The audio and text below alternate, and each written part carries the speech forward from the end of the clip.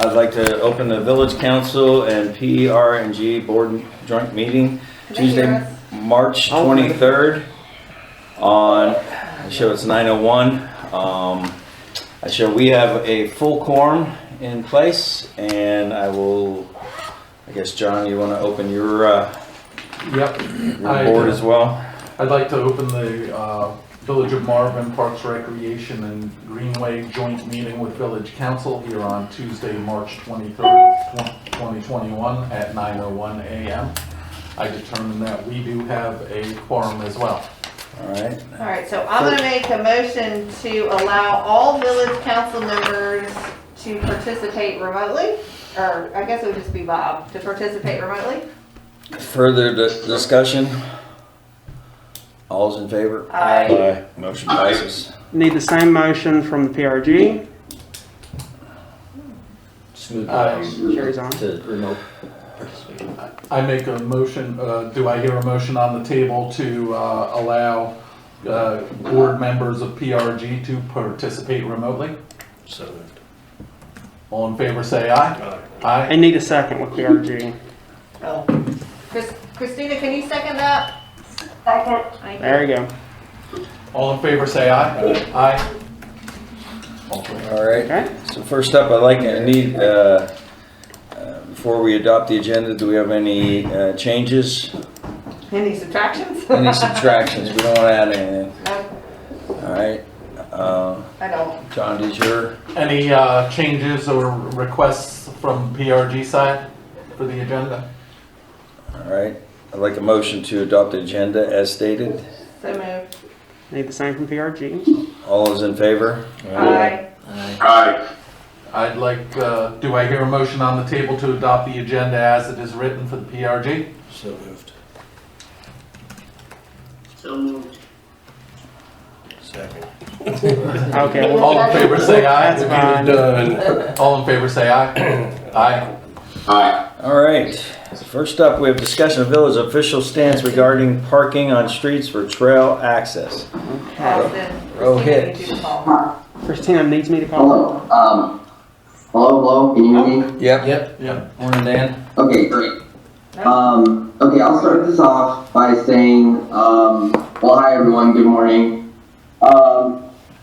And so this topic came out because of the trail map that the board asked me to make a few months ago. And while I have completed the map, part of the conversation was supposed to be about where do we tell residents to park when they want to drive to access these trails. And I'm going to share my screen in a second because the problem that came about is that most of the trails we have, you have to park on the street. And then the question came up, is that what we want to officially tell residents to do? So here we are. Here's my interactive trails map. And you know, you can click on the map, and for the ones that have pictures, Austin, could you mute the village hall mic when other people are talking? There's a little bit of echo. You're good. Yes, that's the You one. can hear me now. Anyway, so you can click around and you can see where our trails are. Some have pictures. I haven't gotten around to taking pictures of everything yet. But then you can see, you know, these blue parking signs, because that's all I got really. You know, none of our trails have parking areas designated except for our park, our Marvin Eaker Park Trail. So, and I do know that we have a stance of not telling people that they should park at the school to walk the loop trail. But other than that, I mean, I think we all need to have a discussion on what is the stance of parking on all their locations. Well, I'm going to go first here on this because So, take it away, guys. Oh, unmute. Oh, sorry. There you go. I'd like to just jump in real quick and just kind of preface this with a thought that I had, because number one, we've always had issues in my neighborhood, people would park on the street. They may or may not be an actual homeowner or not, but the streets are public streets. When they become Marvin, they become also public streets. Now, I will say this, and I warned the neighborhood that just recently had us remove their parking right down the street here. Was it the Tullamore? Yeah. We built a parking place for them, for a place for people to park. And I warned, we take that away, the parking is going to go on the streets. And I clearly said but that's what they wanted. That neighborhood wanted us to, we spent the money to put a parking lot in, and I on a side note, I think that was for other reasons too, but in a former council, but in the end, my caution was, yes, parking lots, and again, we've had a lot of complaints from that neighborhood, if I recall, about certain things going on in those parking lots. Correct. Which is why they wanted to get rid of them, which, again, to their point, but what else is the option, real quick? I'm trying to, not that I'm trying to just make little of this, but what else is the option? I don't know if we start getting in the business of putting parking places in place, spending the money on that, and then all of a sudden having to go back in 5 years and remove it. My stance is we put the parking spots in and we stick with them because it's a safety issue for the public, and you know, it's part of the trail system that has to be in place in order to be safe. We have rural roads out here. We don't have good places for people to park on the road. Even though public roadways, you're allowed to park on the shoulder, but you know, it's not safe on most of these areas. Maybe in that one particular neighborhood, the road is wide enough that you can park against a curb safely, but you know, by and large, most of our trails are on busier thoroughfares that need parking, and we need to be conscious of that, I believe. That's my stance. Yeah, I'd also add to that, you know, to me, the parking areas are kind of like the easements, you know, which is once you have one or something on a map, if you take it away, you'll never really get it back again. So understanding that there's challenges with the, you know, parking areas themselves, those are things that should be addressed by other means. I think we are better off, given kind of the layout of our roads, the lack of shoulders on most of them, and where those trails go.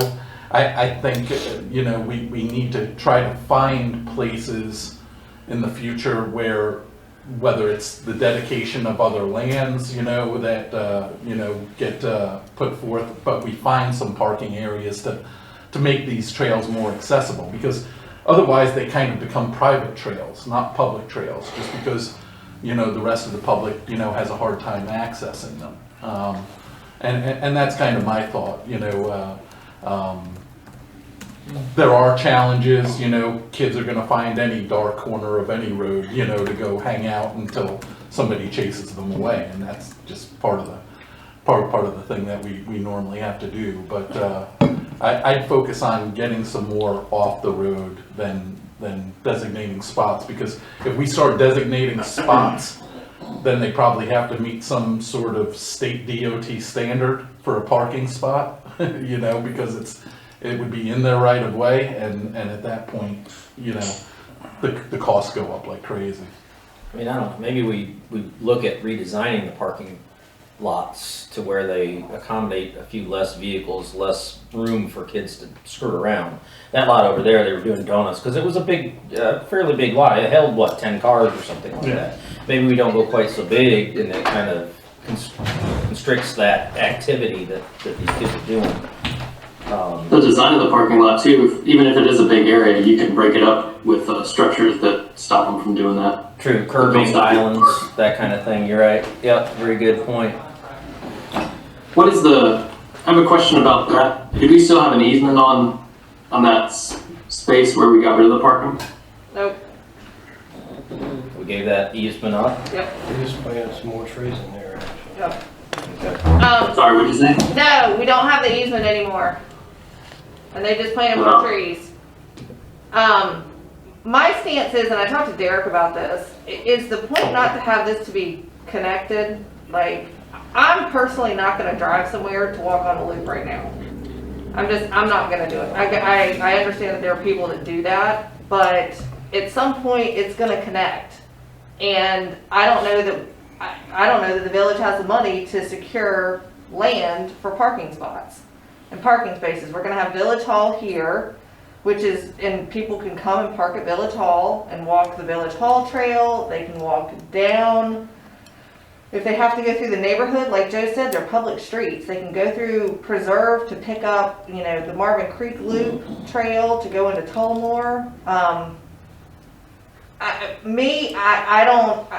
I think our money is better spent than a parking spot or parking spaces. Because again, I think it's supposed to be meant to be connected, and at some point it is going to be connected. And I'm not driving anywhere to park my car to go walk somewhere. Kim. I think to that point, I would say that you don't need to spend I don't think we need to spend a lot of money to have a couple spots as we're building a trail section. Well, If it's not easily connected yet, I don't know that it's a lot of money. Yeah, the thing we discussed, Dan, I don't know what the resolve is, if any, was with the Village Hall allocating more parking spots to people that are going to use the loop trail. Listen, Is a possibility. but we've got, how many parking spots are, Christina, how many spots are slated for Village Hall? Right, I think it's 21, isn't it? That was 29. Yeah, and we can't I thought it was add 28. anything to that site without getting No. into trouble with. But you're, I think it was 29 or 30. Yeah. okay, so I think it's it's 29 or 30. Yeah, Like, so we're- within 29 or 30. You're gonna have a max of 10 cars there for staff. That's my point. A day. So there shouldn't be a need to There increase should, the no, parking. so, and that's a great spot, because again, you can hit the Hit the loop trail trail, here, you can yeah. pick up the, The preserve trail. And the only thing, Kim made a great point, that the goal of this and the money that we are spending, Marvin taxpayers, yes, it will be public for anyone to use, but the goal is to actually connect all the neighborhoods. So the idea is driving somewhere really shouldn't be an issue unless you really wanted to walk an area that you weren't familiar with and wanted to walk another neighborhood and stuff. So the only thing I could say is maybe we task you guys for identifying 3 strategic areas in all of Marvin that could be potential parking things that we could look at. But, again, what are we doing it for? Are we doing it for Joe Public that's up in Charlotte that wants to walk around here? I don't know if that's money well spent, but to your point, if we eventually are all going to be connected, walkability, then there shouldn't be a need for parking, at all. I don't know. I think that we need some interim something, because what's the time frame of getting all of these connected? I mean, I've got people that are walking on Waxhaw Marvin Road all the time now with the crazy amount of traffic that's on Waxhaw Marvin. People are looking for a place to walk. You can't control crazy. Like, Well, if you're gonna walk on Waxhaw Marvin Road, Yeah. like, I know. I mean, I get that. But what I'm saying is Yeah. that it's how long Oh, it's before we're years. connected. It's a lot, it's Yeah, it's a going long to be way down a the lot road. of Right. years. So that's why I say some interim But in the meantime, gravel pull-offs But is if what you- I'm looking at. But what do we have over on Waxhaw Marvin that people wanna walk right now? They're just, Nothing. yeah. I'm not gonna put a gravel pull-off for people to walk up and down Waxhaw Marvin Road. I think we have If a people wanna come solution. over here to this side to Well, I'm get to not the saying loop. one there, I'm saying as we build some of these trails that are more remote, that are not connected yet, if we have the right-of-way space, if we have 2 or 3 spaces where you can pull off, where people can get to them, because they're looking for places to walk, and until we can get it all connected, it's gonna be kind of difficult, because the village is spread so far out. That's Yeah, I my mean, only contention. I think that strategically to do it, it needs to be done so that it's being connected. And it's not, you're not having something on its, like, out on an island by itself, like, as we've kind of been doing, Well- low-hanging fruit. I respect the cost of it, but I guess one of the things I wanted to understand better and know that they were very vociferous on the Tullamore thing. But we had that one and it came at no cost.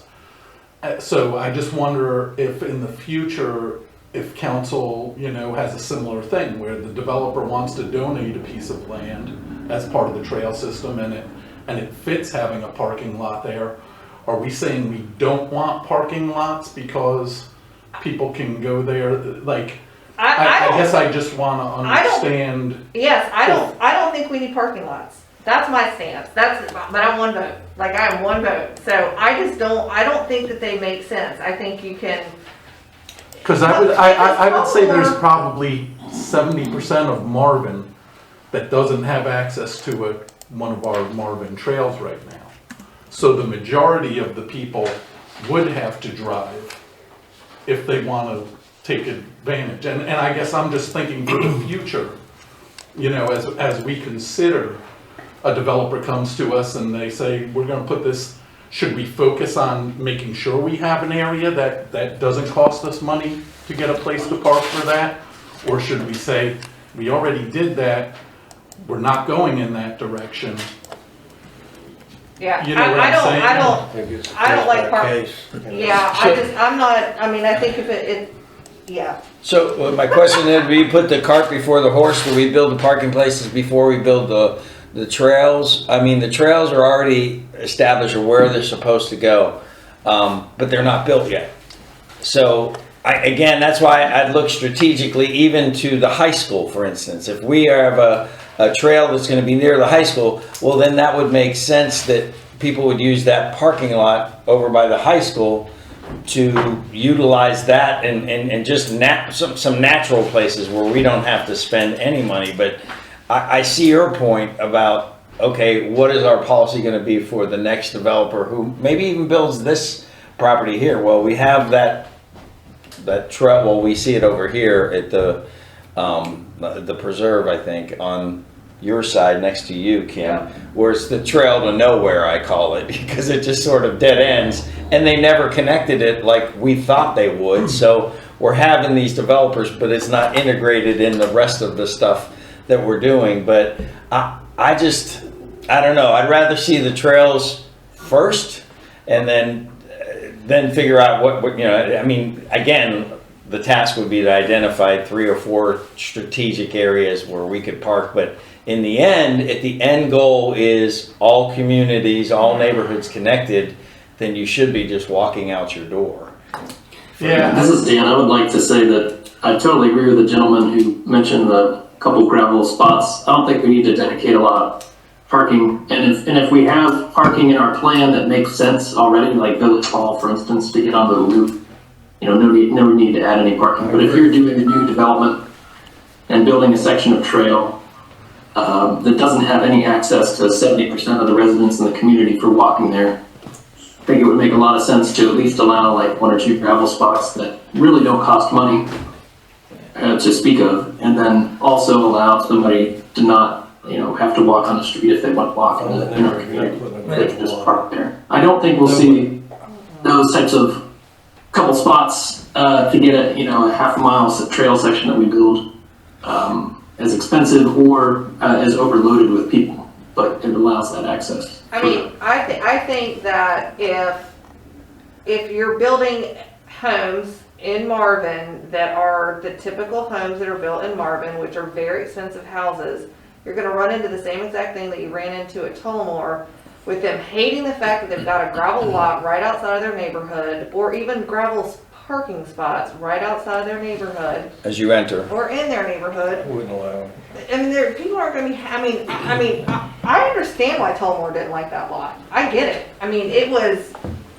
Eyesore. It was. It was an eyesore, and they've got a very nice neighborhood there, and I really don't blame them. And they've got gravel all over the street, and I just. Well, Again, I'm one vote, so I just.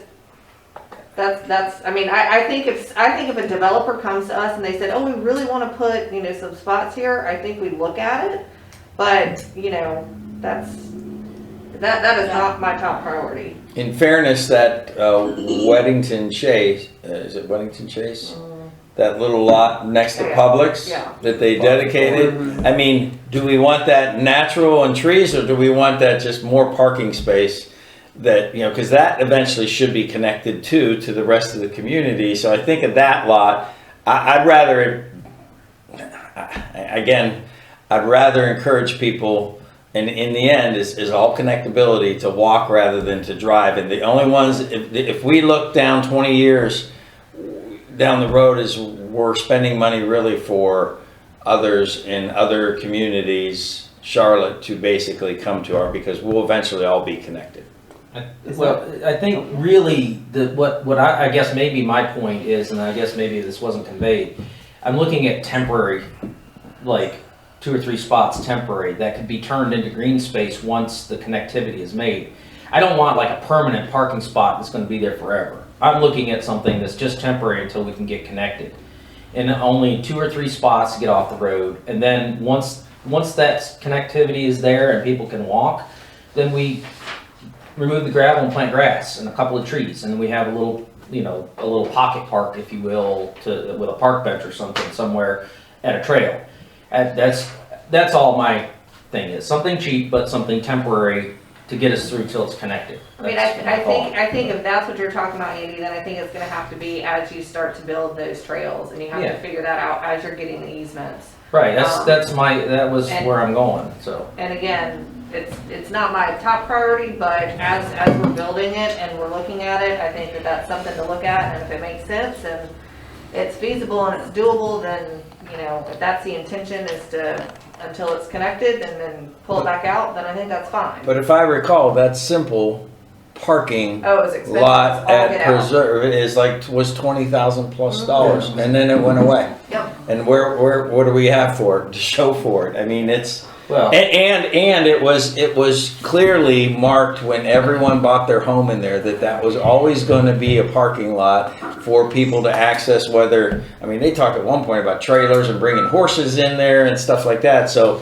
it's like buyer beware, but No, in the end. I'm not saying that you're not wrong, because, I'm sure that it was advertised that way, but doesn't mean that people liked it. Yeah, Rohit, And it's done, it's not coming back, so, I mean, it's about moving forward. And I don't think that we can do anything until we have a neighborhood that's asking for something, or we're getting ready to build a trail where it makes sense to do it. yeah, I think- Rohit, one thing I'd be interested in knowing, when we talk about kind of finishing the trail out, whether that's 20, 30 years down the road, I would think there's still a sizable portion of the village that still wouldn't have access to walking to them, especially when you consider that a lot of our main things are down Waxhaw Marvin Road, for example, which would be entirely cost prohibitive because you're building something in the DOT right away. But even if we were to build out, I think you're probably talking at less than 50% of the people having access to that network. Let me ask this, can you bring up Eford Park currently, Rohit? And is there a trail that goes there? no, there's no trail that goes to the park. Nothing that goes to the park. No, It's around it, but- like it's all residential around it, Right, but nothing that So actually. those become the challenges, is while we're trying to interconnect communities, there's other communities that, aside from maybe, somebody letting them go through their backyards or something, they're already kind of locked away, and the only way for them to get to a trail is to drive. John, what was the trail you and I walked that had a piece That of was the property? Chimneys Trail. And there was a piece of property across the street that could be utilized as a parking for that. Yeah, somebody bought it. It's been Somebody sold. bought that, We yeah. tried to buy it and I think, One of the parking lot. if I can just jump in, I think the discussion about parking, I think, this is a Marvin Trail system, I do think that when you add parking, you're kind of opening an invitation for other people. I think we should focus on increasing the trails and put our money and our efforts into increasing the trail so Marvin residents can use it. I think as a public servant, as law enforcement, I know that parking lots are kind of invitations for bad things, whether it's kids hanging out or, for example, robberies, home invasions. You can enter a parking lot, use a trail system to, enter a neighborhood and go undetected, as opposed to, driving to a neighborhood, doing a robbery, burglary in a house. You're caught on people's cameras, you're driving through the streets. A trail system and a parking lot is basically a back door to these neighborhoods, and I just think we really want to go there, spend the money, the effort for these invitations, I think we should put our effort into, expanding the trail system.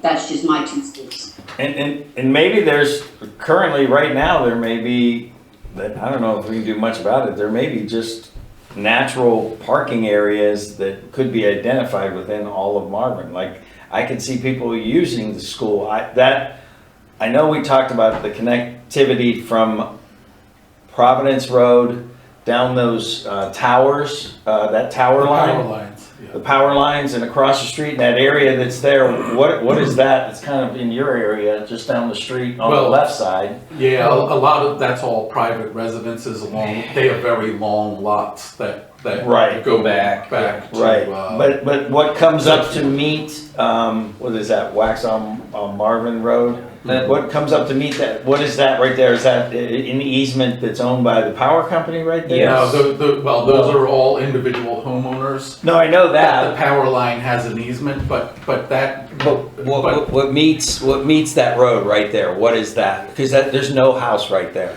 Henry Nesbitt, yeah, So that's. there's the 3 acres That's on the other corner, side, right? That's And on the then, other side. and on that side is owned by a guy in Jay, you and I met with- Sedgefield.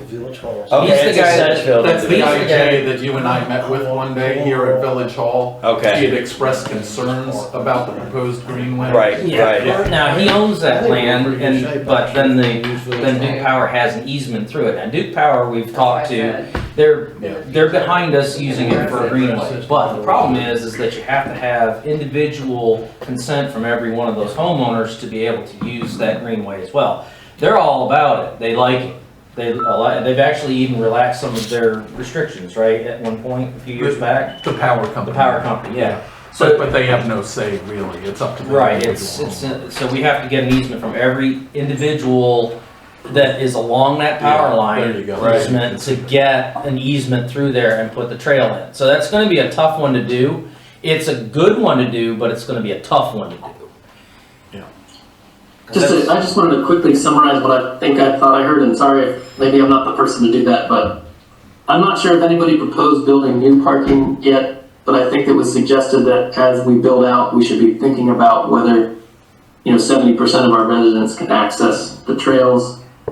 And as we build out, we will have, certainly in the plan, there will be sections like Town Hall where parking gets you access to a whole section of trail that's been built out. But it did sound like there were suggestions that we should at least consider parking as we do the individual sections and whether it would be appropriate to add a small amount at the time or not. And how that interfaces with the total build out plan and where parking will be in the end. Yes, Fair summary? yes, Dan, that is Yeah. a fair summary. That's basically what I said. You just said it a little bit fancier than I did. And the challenge is that developer that you say, oh, by the way, you gotta put some parking aside that's gonna attach to the thing, then it becomes another preserve issue that people they see the issues that go on and stuff, and then we end up, we're just throwing money away. And that's the problem. Unless there's some strategic areas around Marvin that all have some sort of access trail that we could identify, because good luck going to a neighborhood saying, oh yeah, Firethorn's going to donate X amount of area for parking, or any neighborhood for that matter. So then we're looking at raw land that hasn't been developed yet. Which is very little. Which is very little, and again, it goes back to... And the price of it's prohibitive. And that's why my question before is, how do you want us to consider it going forward? Because if you take a look at the case of Tullamore, we put a lot of man hours, a lot of time, the developer donated the land, and understood that came with its own host of issues, with the HOA and stuff. But as we move forward into the future and we're considering these on a case-by-case basis, it's kind of hard to designate those type of things if we don't really want them or don't want to invest in them. So I think it's more just a matter of, we talk about the Village Hall as one place, Marvin Eford, there's parking there, but the only trails that access is those trails.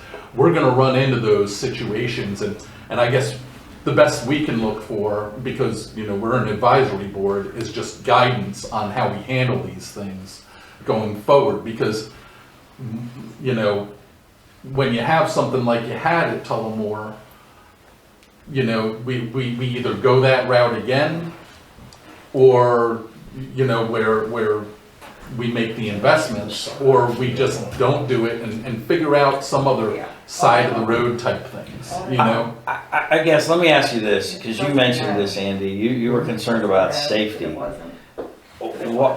Why aren't the current roads, if you were to pull up in Preserve, because this is what I told them would happen, you pull up in Preserve. In Tullamore. I'm sorry, Tullamore, and you park out on the front street, and you get out of your car and you go access the trail. Well, like I said, in a do it neighborhood, all that's the one time. thing. I'm more concerned about the lesser developed on the other side where we have an opportunity to get a trail in. And when I was on PRG, I think what our biggest focus was trying to get trails, like we prioritized them by opportunity and which would consider money and consider the right-of-ways and consider construction and all these things that would make it advantageous to make these priorities on when the trails were done. And sometimes, and that's to Kim's point, you know, some of these trails are kind of all over the place, but that was the reason why we did it, Oh, no, for is sure. to capitalize on those opportunities. 100%. And unfortunately, what has happened is that we have some trails that are kind of more remote that we need access to in a temporary situation until we can get connectivity. And we were really heavily loaded on this end of town, so that's great. And we do have some natural parking areas on this side of town. I think what more for me is I'm more concerned about some of on the other side of town as some of those trails get developed where we have busier roads with no pull-offs, no way to get off the road. That's where I'm concerned. I'm not concerned about in Tullamore where they have a wide street with curves. You can safely park there and not have a problem. I think Andy, like as we start to develop those areas, then we'll look at it. Yeah. But I am not in favor of doing another Tullamore go around. No, absolutely not. That's- Again, but I am not in favor of that. And I would say that I think we've got a lot here, and we now have we're beating a dead horse. I think we've all said, hey, once we continue to move forward, we'll look at it. I'm not opposed to doing a couple of spots that we take away after kind of expands it. But me personally, I absolutely do not want to do another Tullamore. And I think that it has to be a case by case basis. And as we start expanding and we start trying to do this connectivity, maybe we need to be a little more, and I agree with you, we were picking low-hanging fruit to get stuff done, and I'm all for that, because I love getting something done, checking it off, moving on, doing something else. But I think we just need to be a little more strategic, so the connectivity is actually connecting, and we're not just doing a trail here, doing a trail there. And then that'll take care of not even having to have the parking. So back to John's point, what is the direction that council wants to give? Bring it to us and we'll look at it. Yeah. But I would also say, and this is just the opinion of one, that, I'd still like to identify 3 or 4 strategic areas that when you look at the big picture of all the trails, okay, what makes sense? What makes most sense? Like, I think if we're ever going to connect to the 12 Mile Creek that's behind, is that 12 Mile Creek? 6 miles. 6 Mile Creek that's behind Firethorn, utilizing that parking lot, because that's a public park that likely would access us. Now, it's not going to fit everything, but it's those kind of things that, okay, that's a natural parking area. The village hall is going to be another natural parking area. Publix is going to be another one that, You have them, like they are there. That was my point in the beginning. I think that they're there. It's a matter, and I don't think that we want to. Let me rephrase that. I do not want to build a parking lot so that other people can come in and start walking these trails. And I think if it's connecting, if we're talking about connectivity and we start connecting things, nobody's going to have to drive anywhere. They're going to walk out their door and they're going to go and they're going to walk on that trail. I think that though is going to be impossible for probably more than 50% of our residents, no matter no matter how well we connect what trails we already have and have proposed. And that's why I was just looking, for the future to have a better understanding of that, is even if we were to develop, most of the trails that we have, what percentage would be able to just walk out their door and have access to a trail? Because I think it's a lot less than you think, just because of. Oh, I agree. So, just a quick question, John, and we've had this campaign for annexation, right? Say we annex some of these more strategic neighborhoods in this annexation area, is that going to help if we were to be able to develop more trails in those areas? Will that help with that overall connectivity? Yep.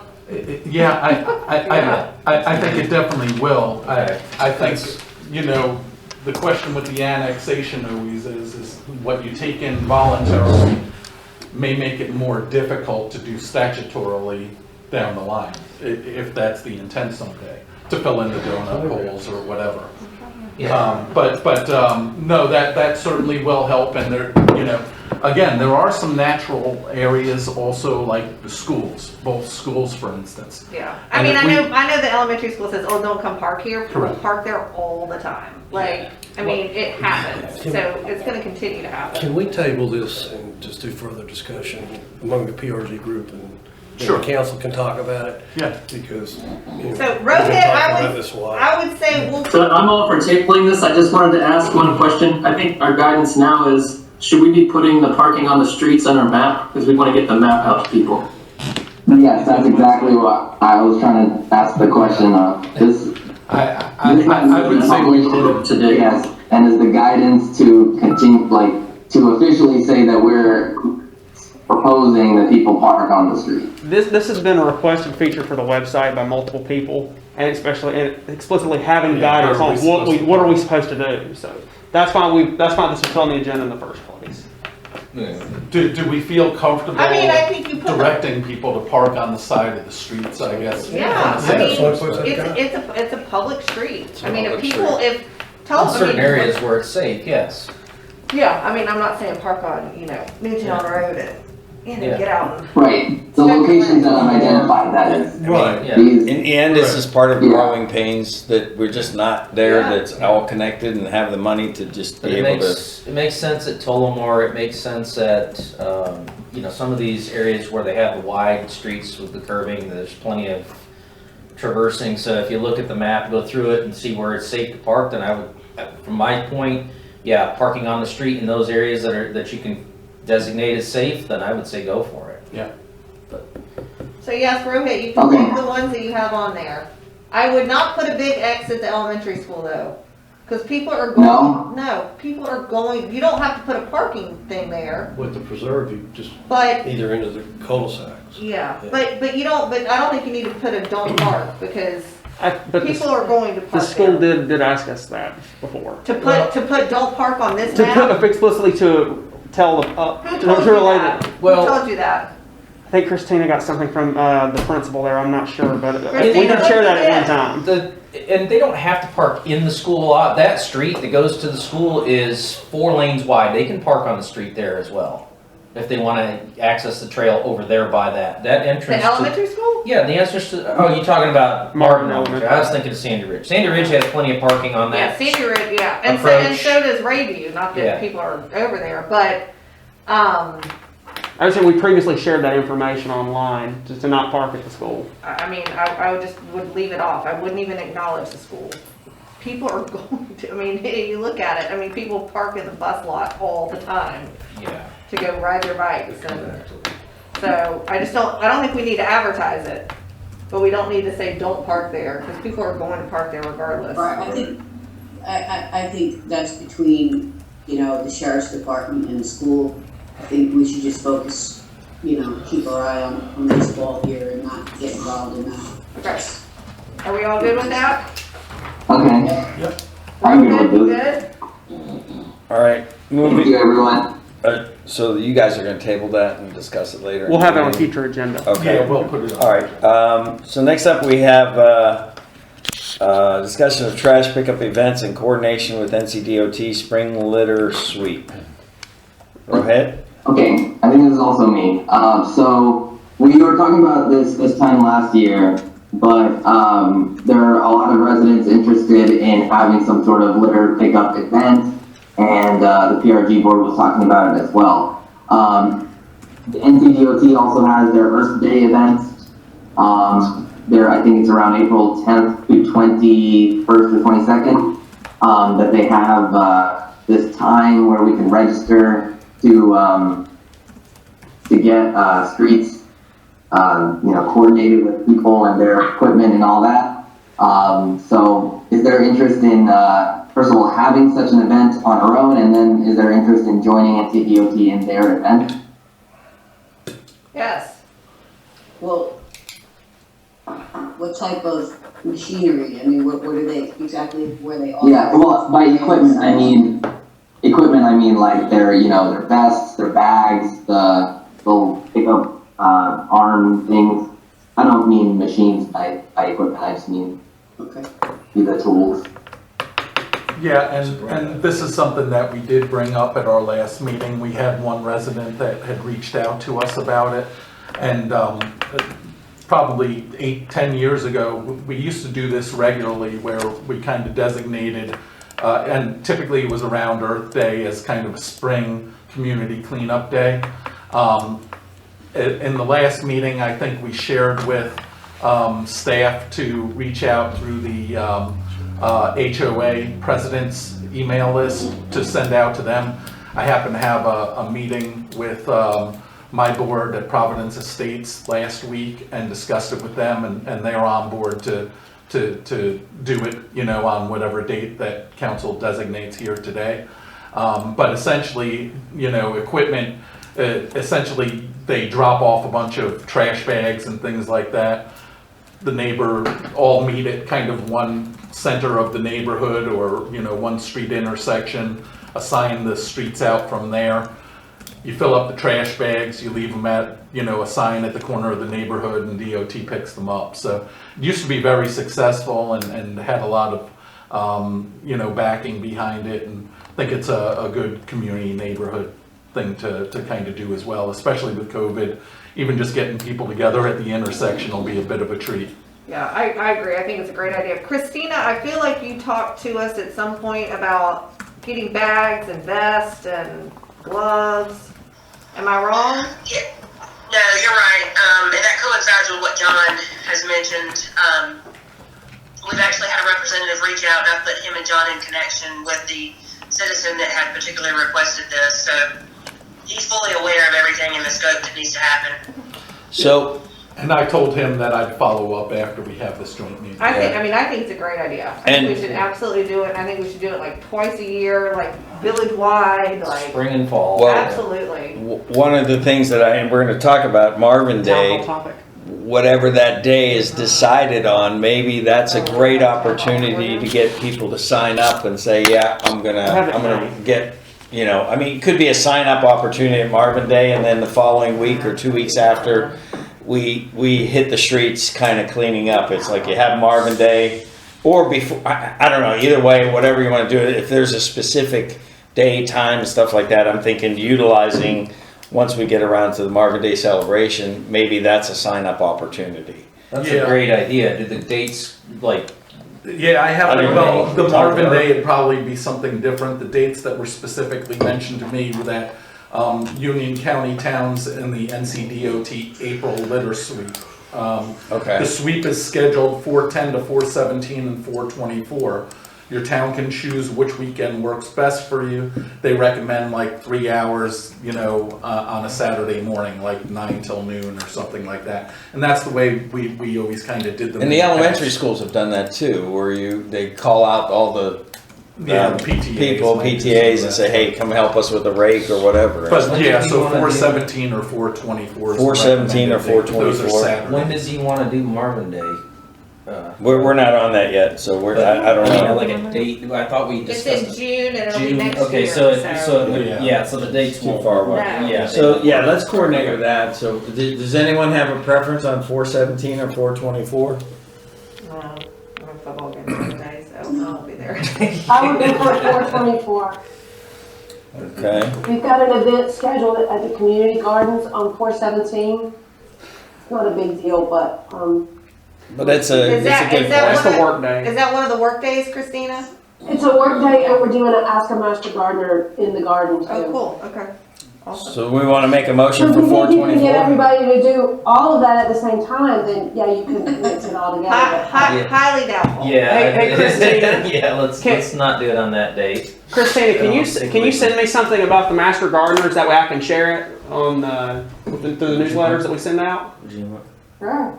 Oh, I know. We can talk after because I have more information than you could possibly want. Oh, I bet you do. I do. We just created a new website, so we've got all kinds of things to talk about. Okay, good. Okay, so the 24th? So you want to make a motion, or do we need No, to? I don't think we need Okay, one. so I don't think we're we need a picking the motion for that. 24th. I'll get in touch with DOT about it, and then I'll bring it back to both the boards on your April 15th. Anyway, we should all have plenty of time to make that happen, and it's coming right off of spring Yeah. break. But we're gonna need to start talking about that, like, we gotta start sending that out now. Yeah, I was gonna say, Spring who's break. in charge of that Yeah, I'll list start now? working on that ASAP. Okay. Because spring Hey, break, Rohit, Yeah. there's a gentleman that actually has reached out to us. Actually, our state representative has gotten involved in this, and a gentleman named Mike Winchester has been in touch with John Barisic. I'm not so sure that DOT needs to be involved. I think Mike Winchester is handling everything. So if you just want to get the contact information from John, or I can send you Mike's contact information, we can all get on the same page. But I think Mike is Okay. handling it. Yeah, sure. I think DOT has always had to be involved because they're DOT roads that we're looking to clean up, and they have safety protocols and stuff. But then if we tie into this event, it's like a streamlined communication with, an agency that we, have had issues streamlining communication. I completely understand, but I think Mike is doing that for us, is what I'm saying. so we don't have to. Ah, We'll be yes, duplicating okay. efforts. Yeah, I understand what you're saying. Yeah, this needs to happen like ASAP because spring break's gonna be here, and people are gonna be gone and not focused on it, and so like we need to get out information now, and then there needs to be a giant push the week of like the 12th, just to remind people, and then obviously the week of the 19th. Yeah. And I would reach out to the HOA's president's list now, so that they can put it out to their communities. And however you guys want to organize it, whether it's like, I'll use my neighborhood, for example. So Innisbrook, we meet at the entrance and we go down, each side of Marvin Road to, however far. And then, but I don't know how you guys want to organize it. So I guess the first thing is you guys need to talk to Mike and figure out how they want to organize it and then get it out. But Get the information to me and I'll get it out. perfect. And be specific about, we could have, because like your neighborhood may not have that much, but you could be utilized somewhere else. That's But what if I was there's a gonna say. main meeting point like at Eford Park Yeah. at this time, then the Or marching here. orders are given by whoever's coordinating it, and But I think there probably needs to be a couple of different meeting spots, like here would be good because there's, trash along this road and you don't really have any neighborhoods, many. yeah, but how you divvy that up and stuff. Yeah, Well, that's what I'm saying. if you want, once we get the initial communication out to the HOA, Like save the date, it's coming, Yeah. more information to come. I'll be copied into that because I'm on that Yeah. list. And then what I'll do is I'll introduce myself and I'll try to start doing some of that coordination of the Perfect. neighborhoods so that, we kind of divvy up not just the neighborhoods because most of those are going to be pretty clean. Yeah. It's but the main roads. Like here, And I'll kind of work to coordinate which neighborhoods are handling Perfect. which main roads. perfect, I think that sounds great. Just a quick question, are you gonna advertise it anywhere? Like, will you put anything up maybe at some of the stores, like Publix, CVS? Or is this just gonna be sent out to the HOAs and that's it? I think just the HOAs and on our e-blast and website and social media. and social media. I don't think we need to like go out and stick a flyer in Publix. Yeah, I think if we've got 3 different forms of social media, Nextdoor, Facebook, Twitter now. If you do those, the HOA, the HOA folks, I think we'll get the word out pretty well to folks. Yeah. Can I ask a question that may be entirely larger can of worms. No. I live really close to South Carolina, and I'm not trying to disparage my neighbors, but Your they neighbors got some south? garbage. They And do I'm now. wondering if there's some way, not maybe for this time, but for the next time, that we could coordinate with them and do something even larger than just Marvin. Because if I go down Newtown to 521. That's kind of where I shop and everything. And that drive is just, it's bad. It makes me look really good, I'll give you that. Yeah. But I don't have any contact with South Carolina. There's no HOA along there either. I have to God, no. agree I'll with say that. I Christina, don't that think stretch so. is rough. Can I just jump back in real quick about, I just want, like, my parents moved down here recently, they're a little bit older, they're not on any social media, they don't know how to use their community website, but they would be people that would love to do something like that. And I know we said no to flyers, but sometimes I feel like there's this lack of cohesiveness in Marvin. People live in Marvin, but they don't, if they're not connected, I'm not on Facebook, I'm not on Twitter. If they're not connected via social media, they kind of miss out on the Marvin stuff. So I'm just putting it out there, whether it's this event or another event, maybe having something with the Marvin, kind of emblem and seeing it in your local stores, you feel like, oh, okay, that's my community, and they're inviting me to do something. Because if you're not connected, then you're not connected. And I see that with my parents who are older.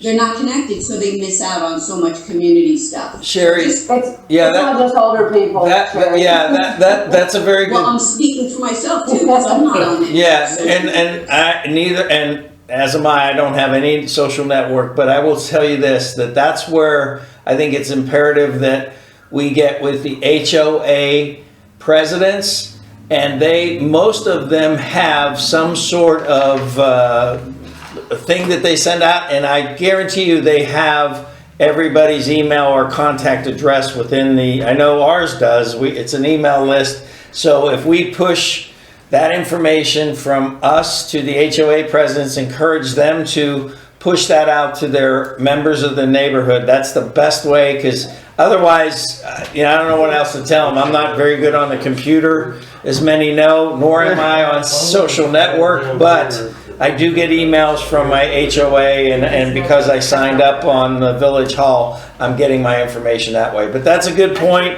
and I would just encourage who's ever organizing this to get with the HOA president. Do we want to put a banner out front? I was just gonna say a banner, if we leave the date open.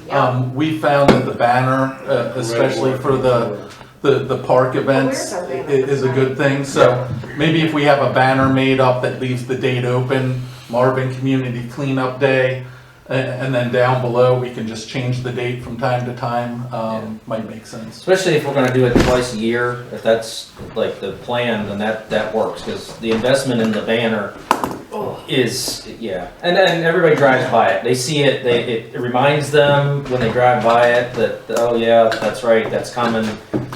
Even if they have seen their email, it's still a reminder, it's in your face.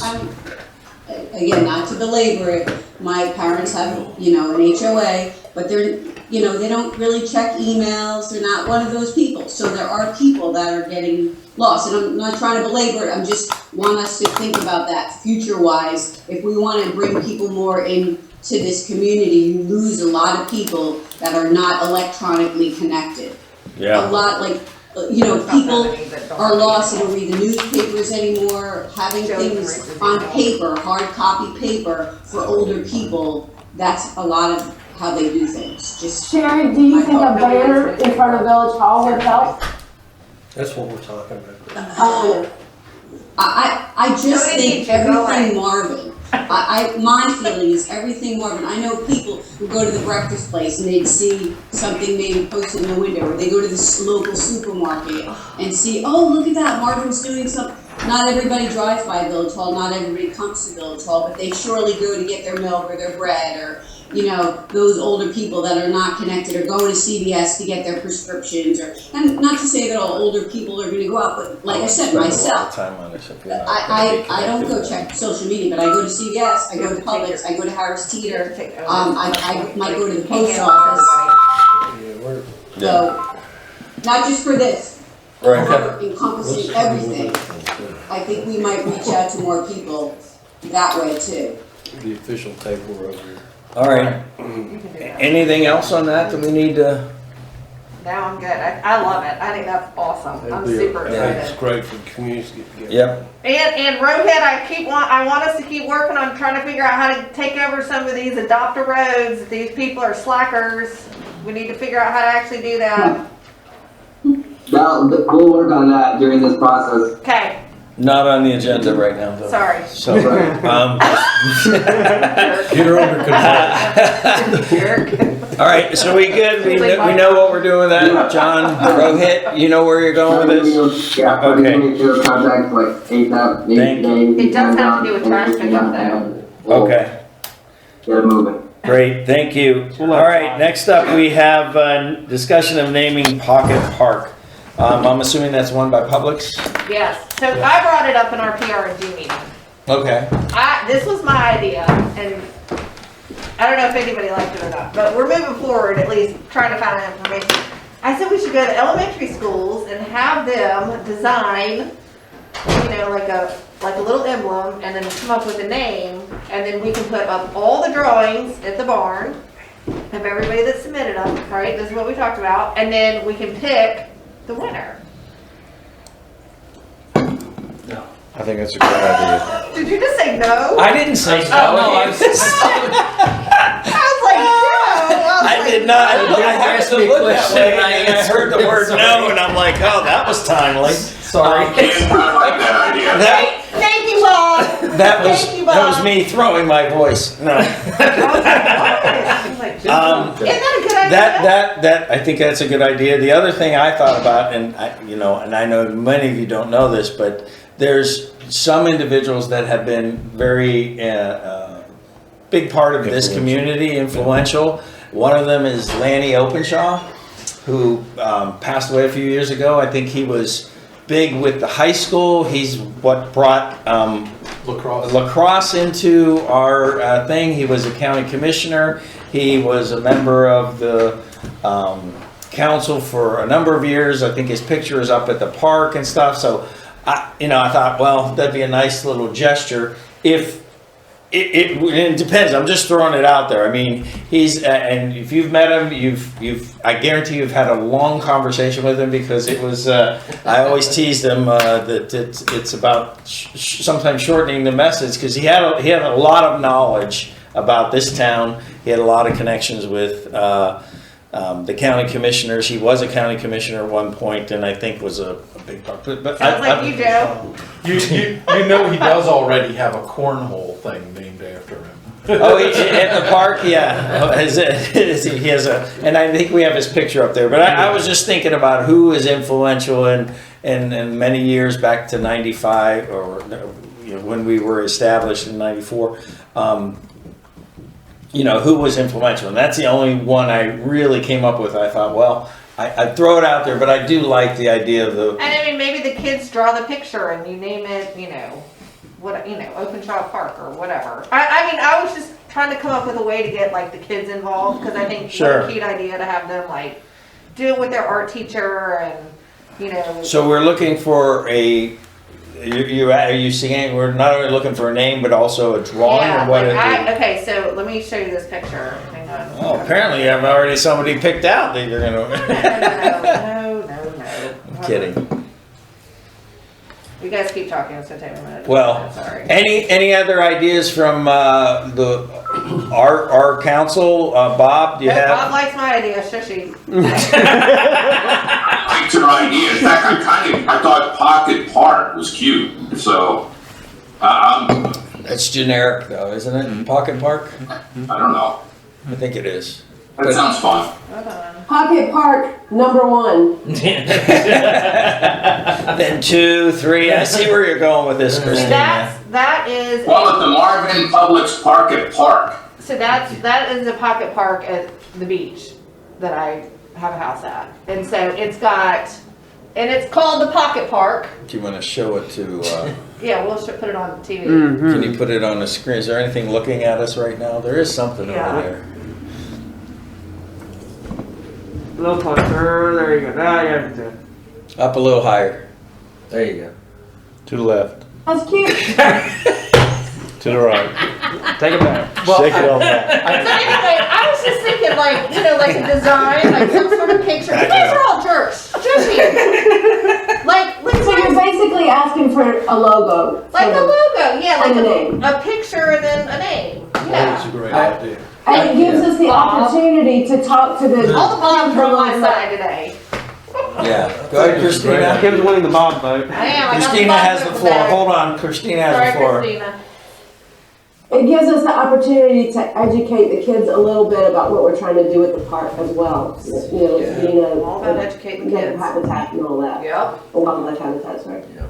I guess one thing, just to save some confusion, the name, I think, might be a good thing. But as far as like a symbol, would we not want the Village of Marvin symbol to kind of be more prominent? You know, only because we want it to be associated with Marvin. I think you could put the logo in the bottom corner and then have like a prettier thing. You know, That certainly is not the Holden Beach. You mean like a custom sign with a seal on it? Yeah. Okay. But like yeah. But make it small. As long as the seal is on it, but make it more artistic. Are we tasking PR&G to select the winner from Yes. the school? Yes. Sure. Sounds good. Sounds good.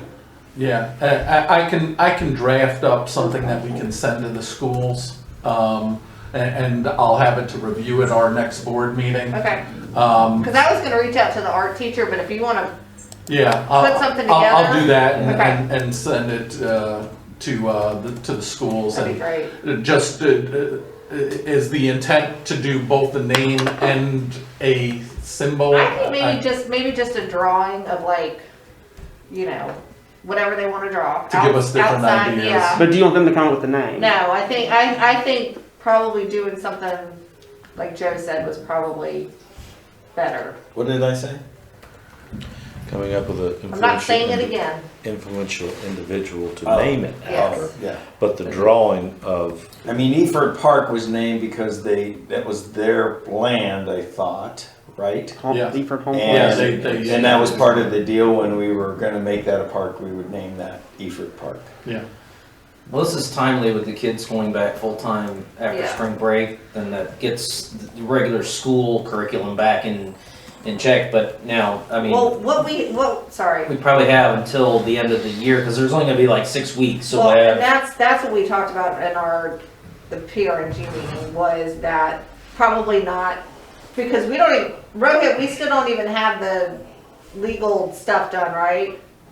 Well, I actually wanted to give an update on that. 10-second update is that we did get the deed from them. Our Okay. attorney's reviewing it. That should be squared away very, very shortly. Okay, so it's not 100% yet finished, but we're getting closer.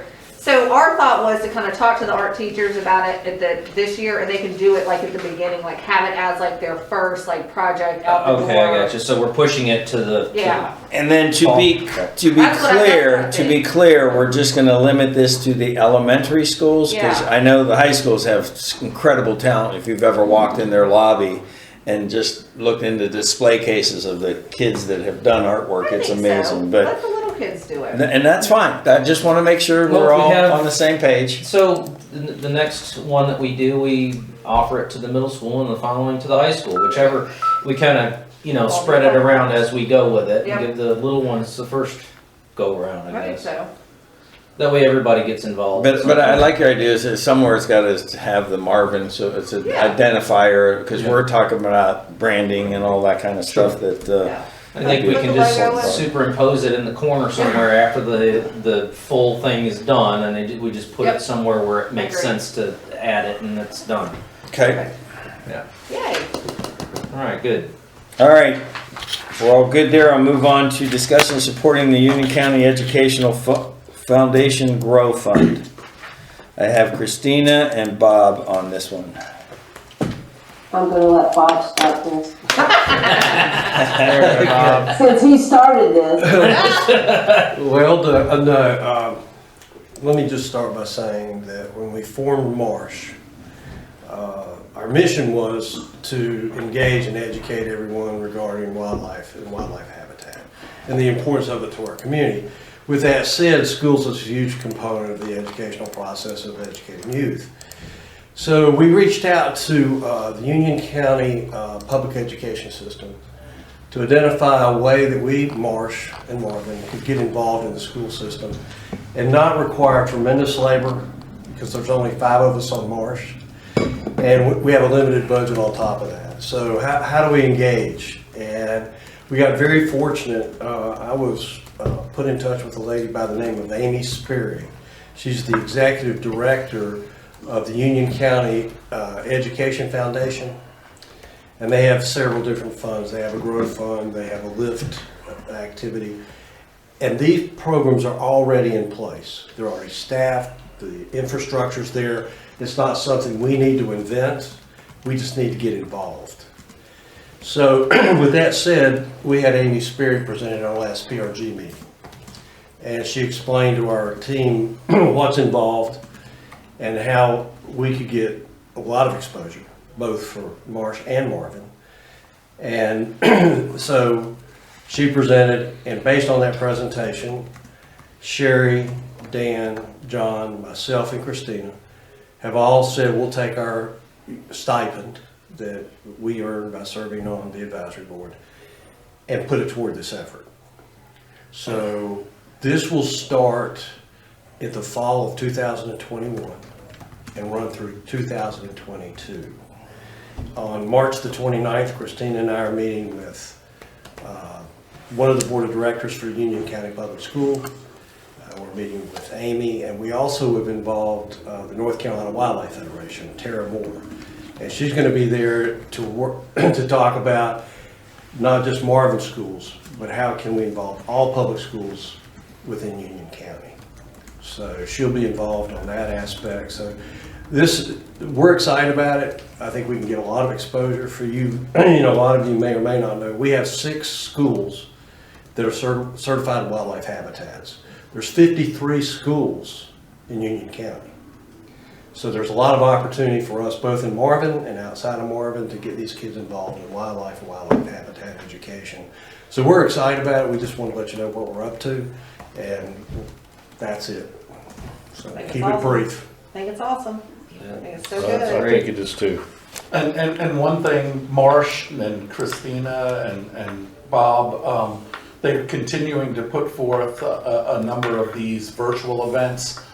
Tonight, there's attracting backyard birds, you know, birds to your backyard and stuff.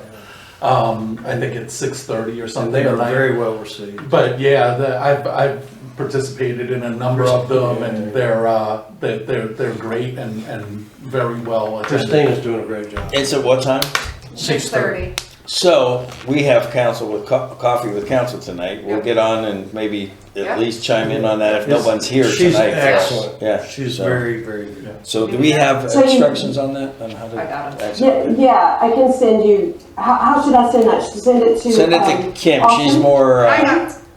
Yeah, I mean, I have it, but you can send it to me again. It's on Facebook Oh, you do have to too. register. Marsh on Yeah. Facebook. You I can don't do do it. Facebook. That's She what. doesn't do Facebook, remember? Yeah. Okay.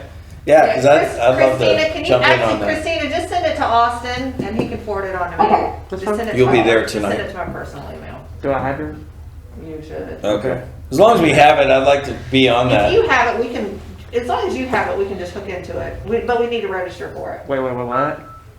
Christina, just send it to Austin. I'll get with Austin about it. Thank you. I got it, I got it. And just for specific points, no other councilman is going to join tonight, or do we have to say that there could be a quorum tonight? It's a bit late notice for that, We're not, but. we're No, not, I know, but we're not talking. Okay, We're just listening. Okay, So all we right. don't Just have want to to make do sure. Excuse me one second. Before we leave this subject on working with Amy in Union County Public Schools, one of the logistic issues we're going to face in doing this is right now the way we're compensated is quarterly. So John set up and Dan set up, Christine, all 5 of us, we're compensated quarterly. And then we turn over a check, and then those checks have to be turned over to Union Public County School, whatever those logistics are. And my request is, and would like your consideration for issuing us a check once a year based on our attendance. If I attend 12, then I get $600. If John attends 10, so on and so forth. But we'd be compensated year in, and that way we only have to transfer money once instead of 4 times. Right. So if you would be kind enough just to give some consideration to that idea. I don't even know if you need their authorization for that. I think that's just something Julie can do bookkeeping wise. Oh, okay, great. So I can double check. Julie, I can double check. I was with her. gonna say, let's talk Julie asked me to bring it staff. up. That's the reason I So, Okay. so you're donating your stipend, but does that go to like a 521, or is it just you? 501c3? Yeah. I was thinking real estate 501c. Okay, Right. so that would be something. So what, just out of curiosity, do you have a goal of what kind of funds you'd like to raise? Well, we have a total, if all of us attend 100%, we'd have $3,000 in order to give to them. They have something called the Oak Fund, which is a minimum investment of $2,400, which maximizes your exposure to the school system. Now, whether we want to do 2,400 or 2,000, that's yet to be worked on. Like I said, we're going to meet with the 29th, John, to finalize a lot of detail in terms of what are we going to get for the investment made in terms of exposure. So there's some things to work through, but we're excited about it. And, but right now, you're looking at probably $2,000. Right. And the only thing I would encourage, especially if it is a 501c, if any of you that are donating or considering donating to this, is check with your current employers, because a lot of times there's a matching fund. Even That's for a good board point. positions, is that if you're donating to something, just contacting them, they have a matching program. Almost every major corporation does that now, and it's some form, and that just kind of doubles your effort, if you Right. will. So, Thank you for that. okay, anything else on that? Thank you, Bob and Christina, on that one. And then next up, we have discussion of trails designated as wildlife habitats. Christina. I realize that it says me, but it's really Bob. I'm sorry, Christina has that on the agenda, so. No, so anyway, Christina, our leader in terms of marsh, we agreed that what we'd like to do is get the trails certified as wildlife habitats. Yes. So, and there's a couple reasons for that. One is, by doing that, those trails are worth 3 points to us. And as marsh, we have to achieve a certain amount of points per year to stay certified. So those trails go to help that initiative. So the signs have been made, they've been put up. They look pretty darn good. They look great at the park. I saw them at the park. When I was at the park, at the back of the park, I saw all the signs. All of the signs. So that's part's done. But the other part, Christina and I talked about, was how do we market ourselves? And the more signage we can get up and talk about certified wildlife habitats, the better it is, frankly, for membership for us and getting people involved. So those are the two main reasons. But if you walk Tullamore or you walk the preserve, you'll see the signs up. And they're pretty darn I was good. going to ask, do you have them at the preserve? Yeah. The village hall, this one, this trail? Yeah, both ends. Really? But you can't see them from the road. Okay. You won't, Derek asked that when we did this, signage would not be visible from the roadways. So it's when you get onto the trail that you'll see the signage. Okay. All right, So cool. that's the reason for that. Yeah, because I was going to say, I'm at the preserve one all the time and I didn't see it. So it must be like, Yeah, it's them. okay. Bob, I have a question on that. We're getting ready to build Village Hall down here on this site. Can we go ahead and get that property certified before the construction and keep it certified? Because, I mean, there should be plenty of habitat already there naturally, since that's village property. Sure. I don't know why not, as long as we've got, the criteria to do it. And the question I have is, well, I need the address to send that in, but that's a great idea. 10,006 Marvin School Road. Yeah, There I you think go. that's So great. that's a great there's idea. points right there. That should And be big keep points, it- right? Yeah. Government facility Yeah. should be like 50 points, right? We get docked for those. We get a Mars. So are Yeah, schools minus points. considered points? Yeah. Yes, they have 6 schools. Even out though of they're the not county. technically in Marvin, they're still Well, considered. We've got. As long as they're in what, 28173? 28173. We get 5 points for a school. They're very important. Yeah. Can we certify this property since we're still We've asked leasing the it? churches and they've been unreceptive. I don't want to get into it. Okay. Okay. I didn't know since we were leasing this. But they have been facility. contacted. But I'd rather not Okay. speak to that. All right, just thinking of ways to try to help you out Yep. there. No, I appreciate it. Yeah, I do. Okay. Anything else on that? Actually, I think that would be kind of a nice project to promote on the website too. I mean, not that we've got to do very much, but how did we certify it? How do we keep it certified? You know, kind of the progression of that, so that people can understand how it happened. I think that's good. If you guys can give me some information on the in and outs of it, We just have. So- I can put it out. We'll add it to your list and you can add it to mine. They consider points by zip code? No, it's like a house is like one. I understand that, but is it within the zip code? We For got, us. We have Marvin has 28173. Right, but so does all of Waxhaw. So does, But anything that pops up in 28173, here, you say, Bob. Waxhaw is 28173. Okay. We started out as Marvin only. Okay. And frankly, it was just too small of a geographical area for us to qualify for anything. So the National Wildlife Federation said, okay, we're going to give you all of 28173 as your territory. Okay. So all the schools in 28173, all the churches, all the homes contribute to our points. Anything out of 28173 in Union County falls under the Union County chapter for the North Carolina Wildlife Federation. So we've got all 28173. And so Waxhaw hasn't had one, but that's what I'm Correct. saying is that there's an opportunity potentially there to reaching out to that municipality and saying, Correct. hey, do you want to join us and Absolutely. expand this thing? Absolutely. So, Bob and Christina, I have a question about which sign do you guys want when we're getting signs if we get something certified?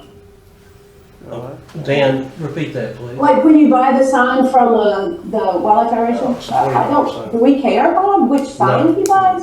No. Dan, you know the Just one I got in my we're buying a backyard sign. is that $30 sign. So, and that's what I put Is it up on the trail. is it the green one or the cartoony one? Which one do you want? The green. I have the cartoony one. I have the green one, but it really is up to your own Yeah. personal. What went up on the taste. trail is just the standard sign, Dan. You know, Okay, thanks. Yeah. all right. Do you guys need money for signs or are you good? No, we're good. Okay. Thank the Lord. All right. So we can move on to the next topic, I assume? Next up, we have Marsh update. I see Christina, but she may want to defer to Bob. I'm actually gonna do this. All right. We've actually talked about a lot of the things already.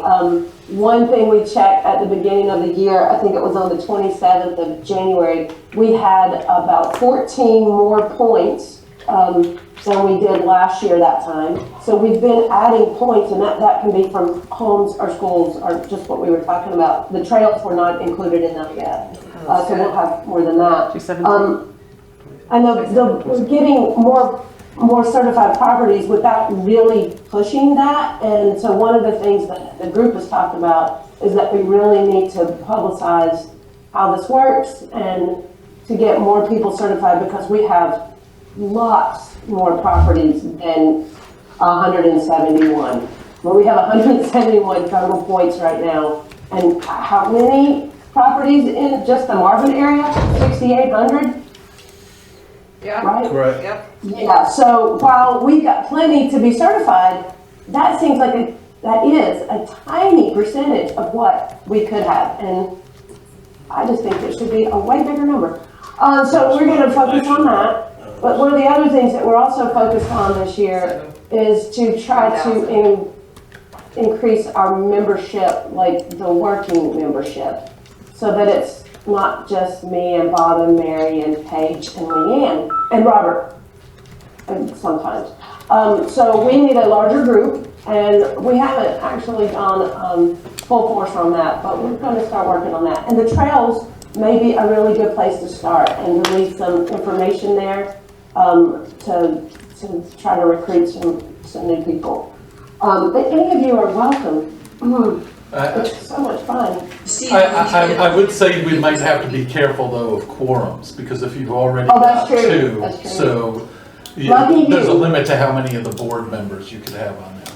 So Lucky you, then. just thinking I'm thinking out loud now. As I go to any national park, a lot of times, or any trailhead and stuff, a lot of times they have a kind of an entrance box there with maybe flyers of Exactly. information and stuff that, I can either follow the trail and this is what it is, or it's information on stuff like that I think would be a Exactly. way of getting it. And again, if they're out there already, they're probably inclined to maybe Good be a idea. part of the marsh type thing. So maybe that could be considered in your budgets when we look at these trails, some sort of standardized post with a, it's almost like one of those. Letterbox. A letterbox type thing and stuff. Like a real estate Trailheads. thing. Yep, but tastefully done at the trailheads and stuff. That's a great idea.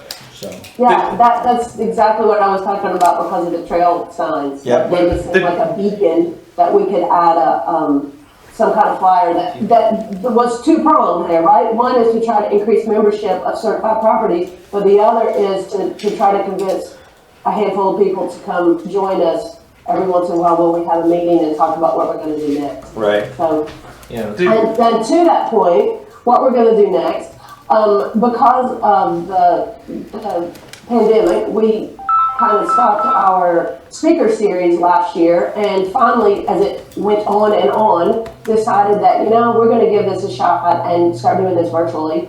And so lucky for us, Dr. Larry Mellenchamp was willing and able to do his, I don't think he had done too many Zoom meetings by himself before, so we got him through the first one, and it was awesome. And that was in August. We did another one in, I think it was October, about composting. And so Dr. Mellenchamp's was about native plants. And both of those we recorded and posted on our YouTube channel. And we haven't really promoted that, but we've got several subscribers. And, I'm not sure who they all are. It's not like my friends and family. So they are people who are actually interested. And so then we started back with the 2021 series, and that started on the 23rd of February. And we decided to think big on this and how do you certify your yard? And Debbie Foster gave us a talk about, a more generalized version of how do you get your yard certified, and why would you do this, and what's important. And that's been posted to the website, to the YouTube channel, sorry. And then tonight, like John mentioned, Carol Bowie Jackson will talk about specifically birds and how to attract birds to your yard. She's a tremendous presenter. And not just how to attract them, but, get a little bit more complicated than that, because clearly, if you could see out my window right now, attracting them is not hard. But attracting them with the right food at the right time and the right type of feeder and all that, it can get kind of complex. And so hopefully she's gonna tell us all about that and how to, identify these things too. Again, once it's done, by probably Friday or so, I'll have that posted to the YouTube channel. So if you miss it tonight, you can always go and look at the YouTube channel video recording. And you don't have to register for that. You just have to find the YouTube channel. And then we will have another class on the 27th of April about pollinators specifically. And one of our Union County Master Gardeners is going to lead that one. And she's a lot of fun and oddly really into insects. And I'll just leave that there. And then on the 25th of May, since now we've built these wildlife habitats and we're gonna, invite all the animals to come and visit us. What do we do when they actually come and visit us and eat everything down to the ground? So we've got a returning guy. He did a talk for us last year about coyotes back in real life, and we were doing that. And he also can help us control deer and other little varmints that want to come and visit. And we're going to control them without killing them, obviously, because that would kind of defeat the purpose.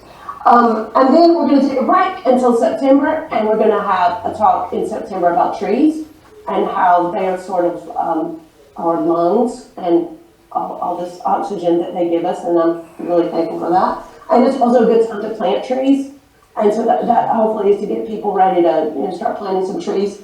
And we may even be able to tie that into some kind of event about planting trees. Kind of depends on the pandemic situation.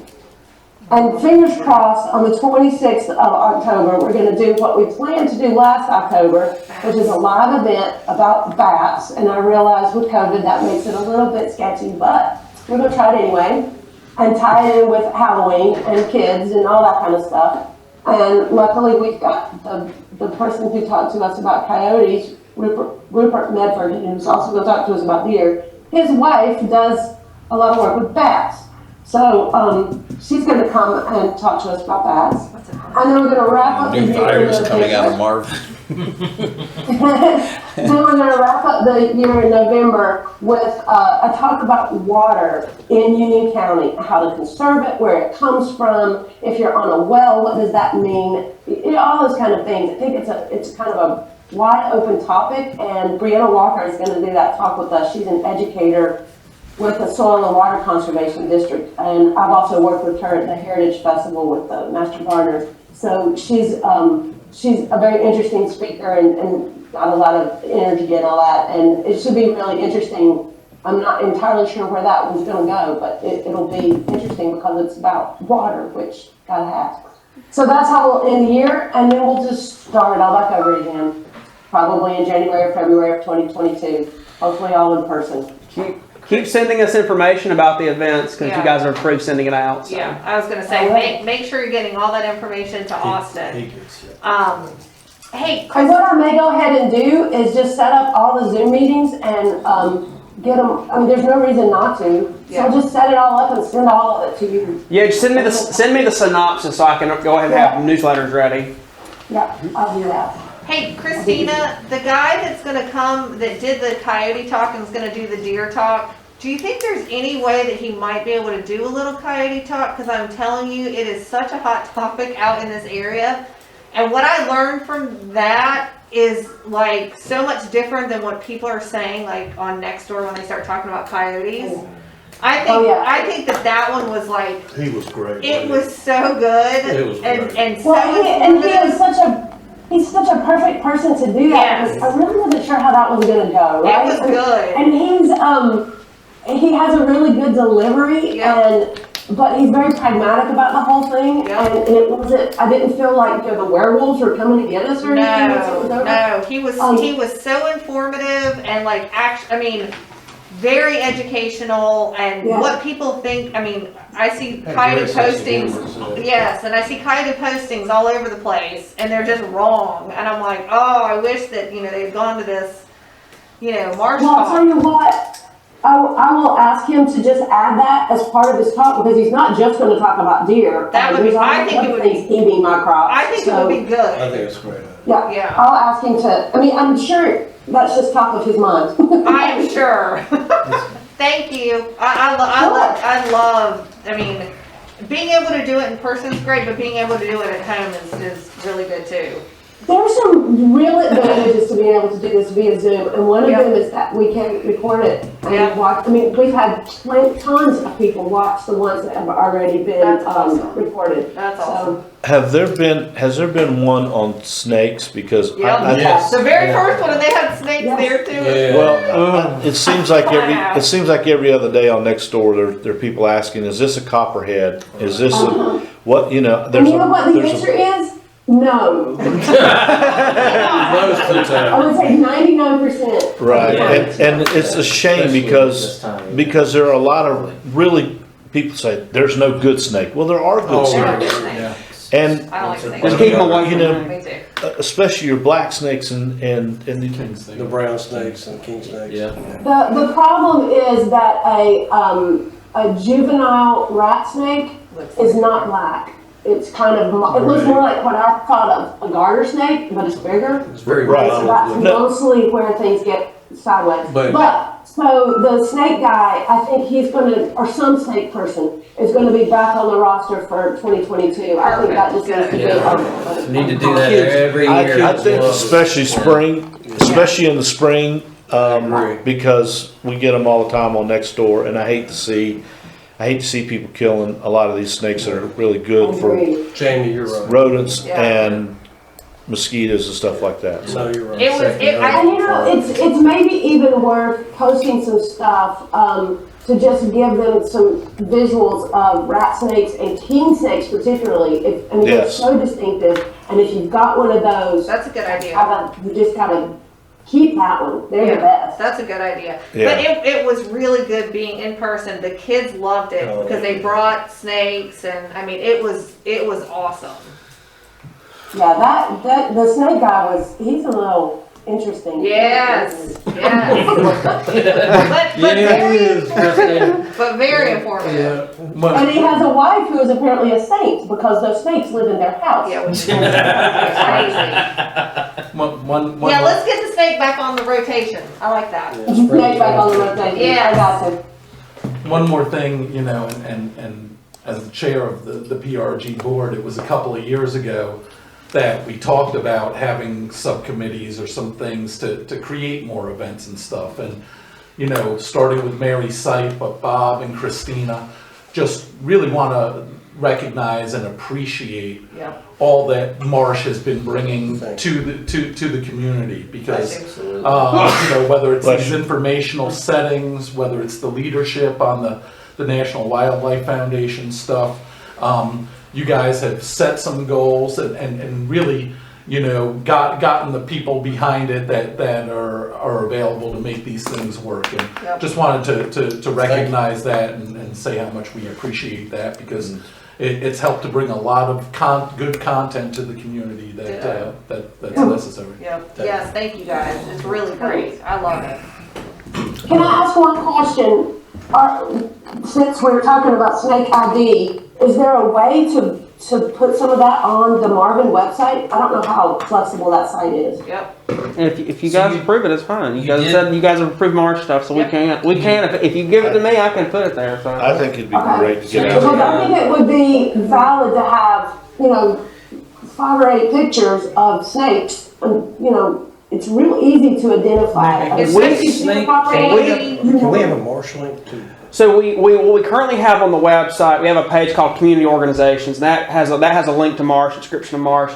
We have under the Resources tab, we can create a page on wildlife, and if you guys will give me the material, I can get it there. Sure. I got you covered. Okay. Those Zoom meetings, was the snake one on a Zoom meeting that was recorded? No, that was in person. But any of the wildlife Zoom meetings that were done, I guess these presentations that Marsh did, if we can get them on the website, we can get them gives linked. people let's the opportunity to look them up up and see them, you know, in real time, where they can. You want to just link to the YouTube channel? I can link to the channel, and I can link to individual videos. I've got a couple more website projects in the works now, and I'm sure our developer is going to love what I'm going to add to his plate. Too bad. This is important, though. I mean, really important for the community to get this stuff on our website, where they can access this information at any time. They have a question, instead of asking on Nextdoor to people who don't know what they're talking about. Having it, they can ask the question on the website of an expert. I think that's extremely important for our wildlife in the area.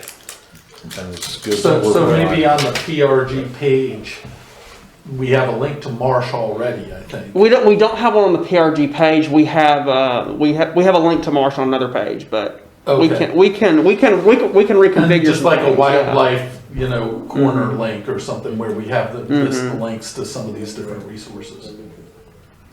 Yeah, but we don't have a web page for Marsh yet, but we can connect through you, I think. We can definitely work something out. Yeah. Okay, you and I'll talk. Good, cool.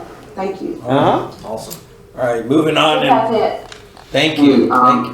Before we move on, I'm sorry to open up a can of worms, but as I listen to the dates, it seems like all the dates for the speaker series are on the 4th Tuesday, and that conflicts with Coffee with Council, including tonight. Would there be any willingness to perhaps, you know, in perpetuity move the later part of the month Coffee with Council to maybe like Wednesday or something, so that doesn't conflict every time? That is an excellent point. The problem is, and I'm sure there's some date that would work for all of us. This date is the one that works for all of the other Wildlife Federation groups that are also doing similar things. Oh, I meant moving Coffee with Council. Oh, yeah, we'll do that. Yeah, We get very few people show up for that. I don't know if that's a big enough deal. Yeah, boy, I wouldn't want to upset all the people in Marvin that have showed up for Coffee with Council. They're all at the Marsh event. Yeah, perhaps tonight to be, There you go. Going forward, make the Coffee with Council be the fourth Wednesday night or something like that. Well, Tuesdays and Thursdays have been picked with council, and I don't think it's a big conflict, quite frankly. If you have an issue, I mean, what are you gonna, especially if it goes on to YouTube and you can get some of this information, you can always follow up. But Coffee with Council has been established, and I don't know if I want to mess with that. Well, I kind of like the idea of what you suggested tonight, that you're gonna have it on the screen. Well, What time is the event? 6:30. that's just because I'm interested, So- but I mean, but if someone shows up, that will take precedence because we're giving them. Well, Coffee with Council starts at 6. Their event doesn't start till 6:30, so you could work it in if people are interested that are here. It's up to you guys. Kim and I will be glued Yeah. 'Cause to this, and again, I'm sure we get a lot of people interested in the latest on squirrel-proof bird feeders. Yes. She's the lady, let me tell you. Absolutely works. I saw a program on how squirrels will figure out just about anything how to get to the feed. So it was an engineer that tried to make it so difficult, and he videotaped, and squirrels will figure it out. So I saw that very video, but I've got a feeder that works absolutely works. all right. As the keeper of time, you guys have 23 minutes before we All start. right, next up we have discussion of 22 Marvin Day celebration. Jamie. Well, I'll volunteer Jamie for this topic.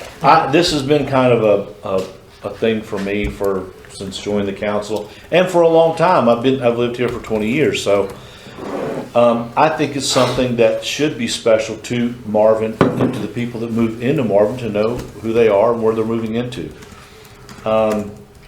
And so enough said with that. I think now it's time to form that, putting that together, coming up with the date, coming up with the ideas of what do we do. And I think we make it special. We're not recreating the wheel, because you have other towns that do some really spectacular stuff, but get far enough ahead of it that maybe there's a concert Saturday night, maybe there's some exhibitions going on, but there's food trucks, there's stuff that says, okay, at the end of the day, I now know more about Marvin. And when we start talking about naming parks and stuff like that, and handing it over to the kids, let the kids come up with who they should, who that should be.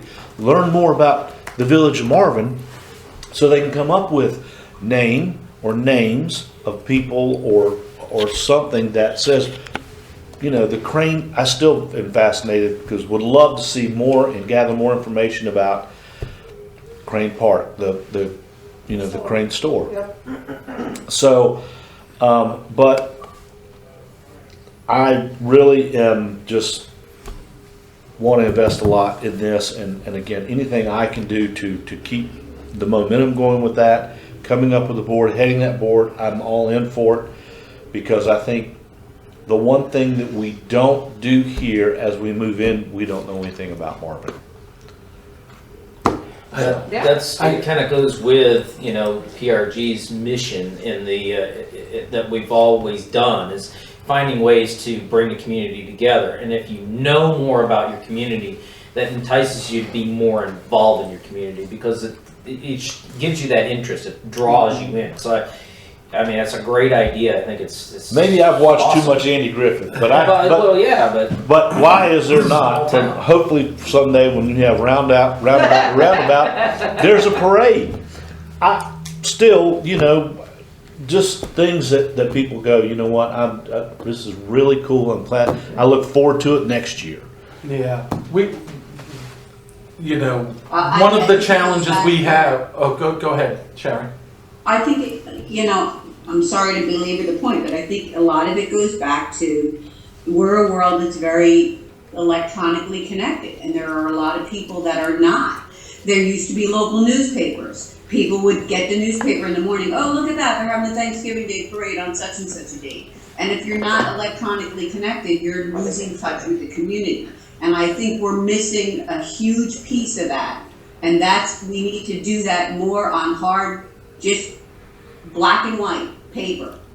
That, you know, whether it's signage, I think we talked about the sign at the Pocket Park and putting a little Marvin emblem. I think it should be a big Marvin emblem with the kids' work smaller. I think, you know, people need to know, oh wow, this is one of our parks. I think we need to be at the local supermarket stores and maybe at the farmer's market, and places like that, so people see Marvin, they feel connected to the community wherever they go in the community. That's just the one challenge that I think we'll have, and I say this from experience with doing events at the park, right?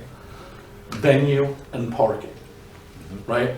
That's going to be our biggest challenge, because when we bought Marvin Eford Park, we had probably the grand opening where we were kicking off. We had literally hundreds of people, and we couldn't have them park at the park. We just don't have room. We used to do it for the mayor's events. When we did those, we had to utilize all the schools and then hire buses. So I would say, while we think about this, and I think it's a great and a wonderful idea, the biggest challenge that we're ever going to have in a community event for Marvin is the venue and the parking. You know, will we limit ourselves to doing an event with the permission of the schools because they have more parking than anybody? And even then, it can be a challenge. Just think when everybody comes out for a Friday night football game or something like that. Didn't Derek say absolutely not have it at the park because Not solely at the park. We couldn't do it in one place. But Jamie's point, maybe it starts out, because all these things tend to grow and add as things go. It starts out with a simple parade that starts at one point, and you know, you sign up if you want to be in the parade with your car or your decorated float, and we coordinate that with that, and that ends somewhere. But I know Union County, I know Union Schools somehow have authorized once a year, and they didn't do it last year because of COVID, but they authorized a car show, and that has grown to be, you know, we had over 100 cars last time, or participants with vehicles, and it was all done right outside the high school, and all the parking was down there. So there's plenty of parking, and I know it's done for the, I think, band. It supports the band boosters or something.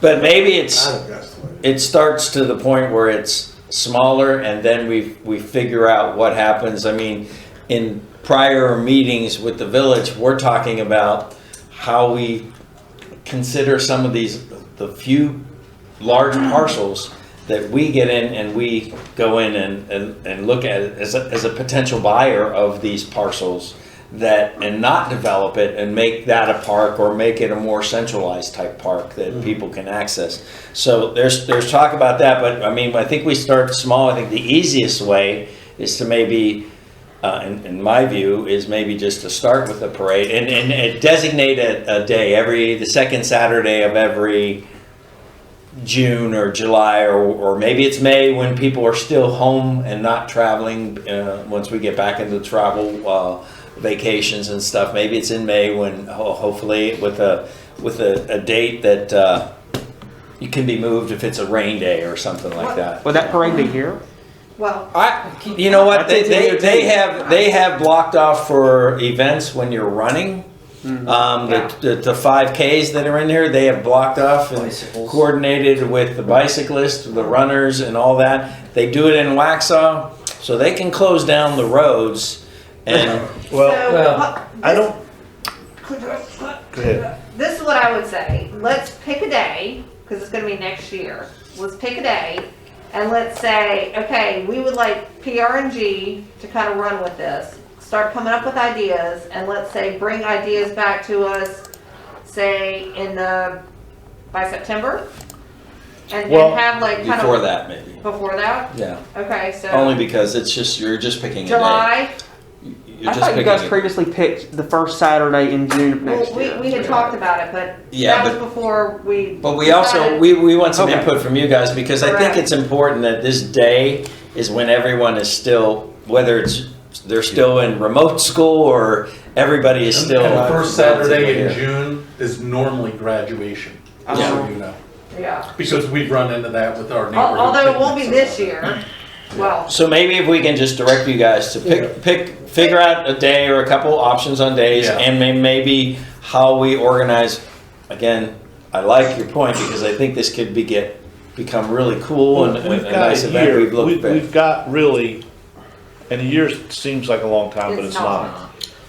And any way I can help or, be, just a link to give some ideas or some thoughts or help, let me know. Want to If we're talking about it as a community thing, do we look at it as a multi-venue thing where people can kind of drive around? I think you have it where, because you're having equestrian. We're an equestrian community. Why not have a designated area where people can go and do, and they you've kind got of travel time around. to figure out the parking piece. Village Hall will be done. Yeah, by that's then. what I was You gonna can bring have stuff up. there. You can have stuff at the park. I Right. mean, there Have are. a centralized Village place Hall. Maybe even Well, fire truck let's- would want let's- to open something up to try to attract new members. Sure. you And know? let's keep in mind that Village Hall, okay, is gonna take up an acre of 3.5 acres of property over there. So there is going to be some extra space that we can utilize It's the for the parking venue. that kills us. Well, but you there's can gonna have be some people area walk. where we can Like do some. from over here, people can walk up Right. there if there's food And trucks. there's also, there'll be some grassy areas where we can designate for parking on the Village Hall site. There's gonna be there's gonna be a lot more development by the time this is done, or before this event first shows up. So I just wanted to bring that up, that there's gonna be some added versatility to this. There may be some other things that happen in the next year. So as these things kind of come together, this is gonna kind of come together Sure. all at, little bits and pieces. Eventually this roundabout's gonna get done in the near future, in the next 18 months, hopefully. So these are some things that are coming in that are gonna affect this and will help bring it better, make it better, and So things like let's that. say by what date do we want PR&G to have stuff, and maybe that date, Jamie, you can join our meeting, like that day. Sure. 'Cause if you and I are there, it's still fine, it's not quorum for us, so. By what date do you guys want PR&G to come up with a couple of date options and then some ideas? August. August? Their PRG meeting in August would be August 3rd. That we're before September and I after. mean, just coming up with a date isn't the biggest And challenge. thinking of it so- as kind of a multi-venue thing though, does that seem I think it more is. the Yeah. right direction? Yeah. Because even if we get 100 people, there's no one place we can get 100 cars. I agree. Can we not do it in August? I'm just thinking if we July start with the 13th or something, parade, whatever there's their gonna be meeting some is. sort of registration of what you wanna do July. there. Then there'd have to be a start point, whether that is, whether it's Okay, at the so high school, maybe have all this we information start, by July. and there's some sort of Okay, parade let's do that July. goes, July 13th. through the main. Not the 6th? I think there's, They rescheduled their meeting because when you think of the multiple venues, you think of somewhere where there's food truck locations, and there could be At a multiple. couple of different. And there could be park, multiple. the- There could be one. One thing that I might Right. suggest is I've worked with a town before where me and a couple of people planned an Independence Day festival, and they did theirs in the morning to the mid afternoon in a downtown area. They had a breakdown time, and they moved everything to their park at night for fireworks and whatever. So you could think of multiple venues at different times. We just don't Right, have the right, yeah, land that makes for it. sense. Like you could do a horse event at the park at a certain time and then move it to a parade at, down Village Hall area. You can do, move it around for different times, different events, different people will be attracted to the different events based on their interests. So you wouldn't get 500 or 1,000 people all at one time. You'd have them broken up into, different. The town I grew up in, they did a street festival on Saturday, and on the Sunday would be the horse parade. That's how it was for years. They don't do it anymore. All right, so let's have it by the 13th of July, and then Jamie, can you be at that meeting? Check your phone. I'm getting ready to write down add to Jamie's calendar. Let's see. So I wonder if, and just throwing this out there, I wonder if the church would be 13th of July? Yeah. Yeah, I'm good. amenable Add to Jamie's calendar. possibly some temporary parking for this event once a year or something like When you that. got that, you've got, what's his name, Cornfield right there. He may be open to just, Yeah, I mean, that's, exploring some areas for Oh, some sure. temporary parking for one totally day agree. a year or something like that, where we can utilize that. I mean, I think that Tim Venture would probably, He grows crops there every year. I get it, Well, but He is it? probably has to keep it. Yeah. Would you want to talk to the depending church? on if we talk to the church maybe, but also I think Church, depending on church. the crop rotation Church. that this guy up the road does, Tim he may lean towards letting us use it for, temporary parking. It just depends on how his deals are and that kind of thing, but there's a lot of opportunities that we can, explore and figure out, but I guess the first task is figuring out a day. Okay. So let's work on that, and then we'll work on So we'll put the that on events the next, as we go. Events. all the next PRG I got meetings it. until, Okay. Yeah, we'll have it as a regular Right. item over the next couple of months. perfect. Yeah. I love it. Very good. With that, I guess we can, I just wanted to say a quick thing to PR&G. You guys have always been there and done Somebody's great picking work. up the road right now. There you go. I think I saw him pull in the It's a trash guy. church, so Yeah. it's probably There you something go. from the church that's working on it. But I just want to thank you guys for all your efforts and your willingness, even for like donating your stipends to Marsh and all that. I think is commendable.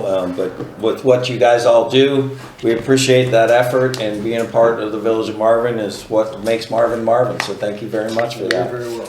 And John, do you have any? Yeah, just, I want to thank council for the support and especially Kimberly as our liaison. It's been great, having that conduit back and forth. We really serve here, to help you guys make decisions. You have to balance some things that are, larger than what we have to, so we recognize and respect that. But thank you for being so engaged with us and certainly, as we continue to move forward, the great work in Marsh, I'm really proud of those folks that do that. And just really appreciate the support of the current council and, the things that they're enabling us to continue to try to move forward.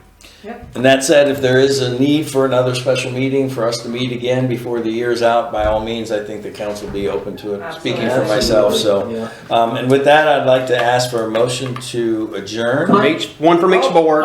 I apologize, I don't want to cut things off here, but I just had a quick statement or question. Is that okay? Yep. Or is that? Go ahead, Dan. Go ahead. Okay, so we have a master plan, and the PRG board has been looking, we get the master plan last year, so it's pretty new.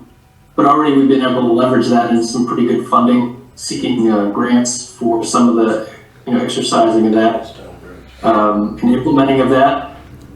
One of the things I think it would be great to get really developed over the next year or so is a funding plan and where we can allocate like big chunks of money, find them through grant projects, and then we also are going to have to match some of that. So that's not a topic for today, but I really think we have the opportunity with the master plan. This is what I do for my job, and so we help communities do this.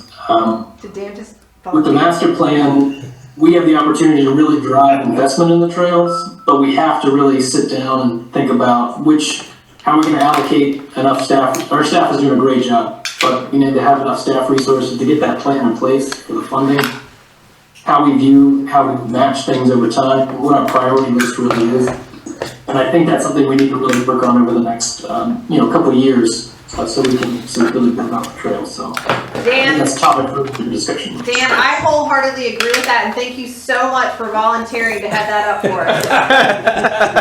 I will. And I already did with the last grant, and I'll do it I know again. you did, and you did an amazing You did a job, great and we job, really yeah. appreciate that. No, So, I think to your I point, agree. I think it's a top priority to start talking yeah, and if about. that's something you want to talk about and needs a special meeting, I think that's something that as you work that through your own committee and group, and we would wholeheartedly support that, I think, from the council standpoint. So thank you for reminding us of that. So, Motion to adjourn from both boards. and I have a request for a motion on the board to adjourn. So, At 10:55. All's in favor? Aye. Aye. Do I hear a motion on the table to adjourn the Village of Marvin Parks and Greenways joint session with council at 5. Dan Dan's already Simpson. done it. Need a second. Second. There you Favor go. say aye. Aye. Aye. Great Thank you meeting, guys. everybody. Thank you.